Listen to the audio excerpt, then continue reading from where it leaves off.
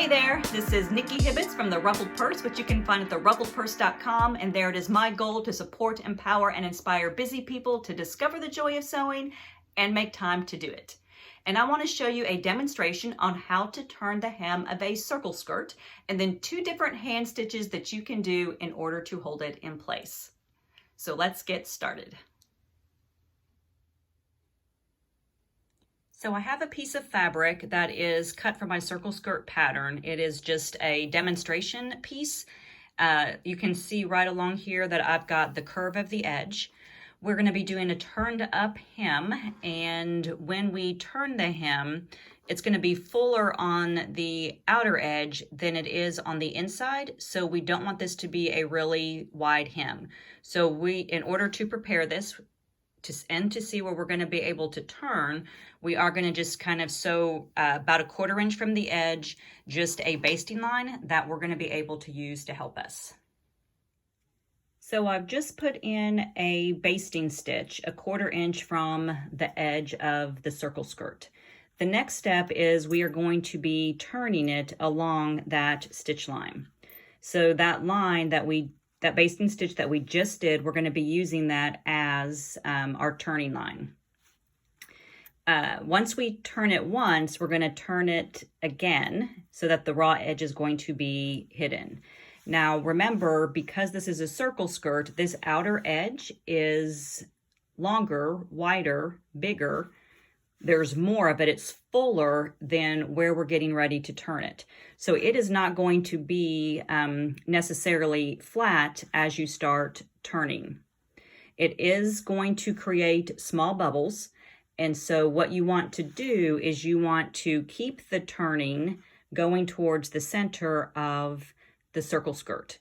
So if you try to press out or iron out the bubbles, it's going to go off the edge. It is helpful if you use your iron as you are turning this, but again, we're going to be pressing towards the center of the circle skirt.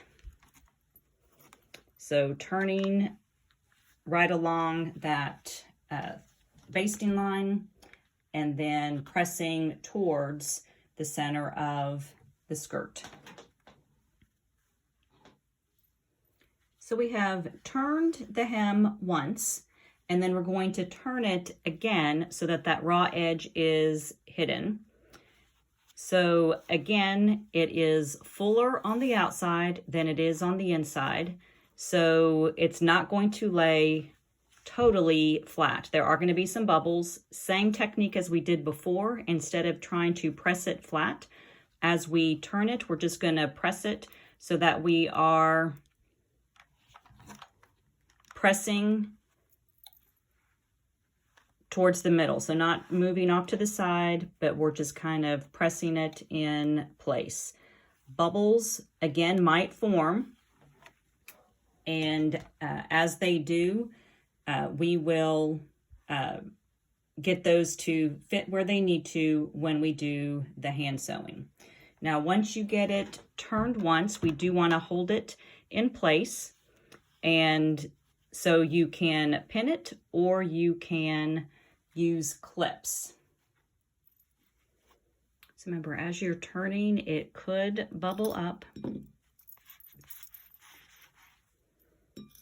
Just go ahead and let it bubble.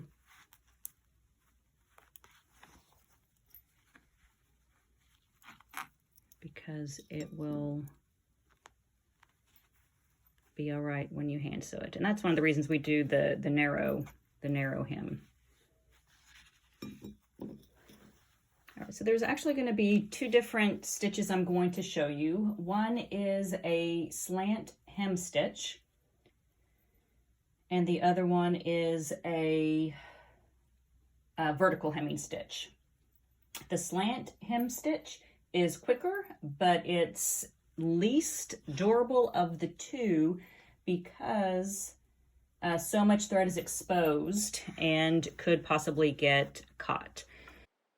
Regardless of the stitch that you do, you will begin by fastening the thread on the wrong side of the hem, bringing the needle and the thread through the hem edge. If you're right-handed, you'll be working from right to left.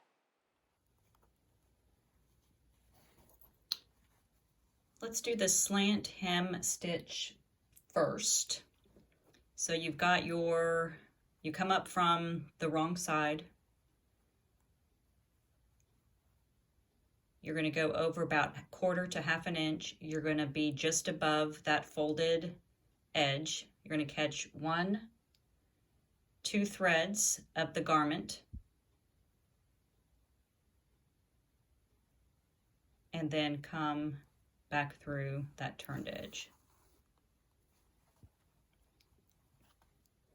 So it's going to be slanted, so we're going to go over again, just to the top edge of that, catch 1 or 2 threads of the garment fabric, and then come back through the hem. And then, of course, if you were using color thread that matched the fabric, those would be nearly invisible. So that is the slant one. And then the other stitch is the vertical hemming stitch. So you're starting from the same position, but this time you're just going vertical. You're not slanting. So it's the same movement. You catch 1 or 2 threads of the garment fabric. And then this time you actually slant across and come up from the edge so that the stitch you see is vertical. So right above the edge of that fabric, catch 1 or 2 threads, come across and through the hem.